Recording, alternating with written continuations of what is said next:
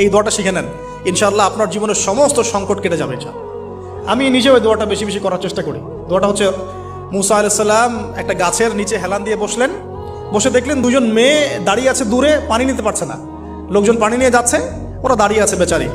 মুসা আলাইহিস সালাম গিয়ে বললেন, কি সমস্যা আপনাদের? তারা বললেন যে আমাদের বাবা অনেক বৃদ্ধ মানুষ, আমরা পানি নিতে পারি না যতক্ষণ না আমাদের কম পানি নিয়ে চলে যায়। মুসা আলাইহিস সালাম একটু বললাম না, ফিজিক্যালি খুব স্ট্রং ছিলেন, থাকে না বডি বিল্ডার, সামনে গিয়ে কথা বলে সরো পানি দিতে দাও, তখন মানুষ একটু মূল্যায়ন করে না। তো মুসা আলাইহিস সালাম এভাবে পানি নিয়ে দিলেন এবং বাছুরদেরকে পানি পান করালেন, করিয়ে গাছের নিচে এসে বসে আছেন। বসে বসে তিনি দোয়া করছেন, এই যে দোয়াটা তিনি দোয়া করছেন, রব্বি, একটা নেক কাজ করলেন, নেক কাজ করলেন না, মানুষের উপকার করলেন, নেক কাজ করে এসে গাছের নিচে বসে দোয়া করছেন, আল্লাহ এখানে তো আমার খাবার পানি বাসস্থান কিছুই নাই, আমি কি করব?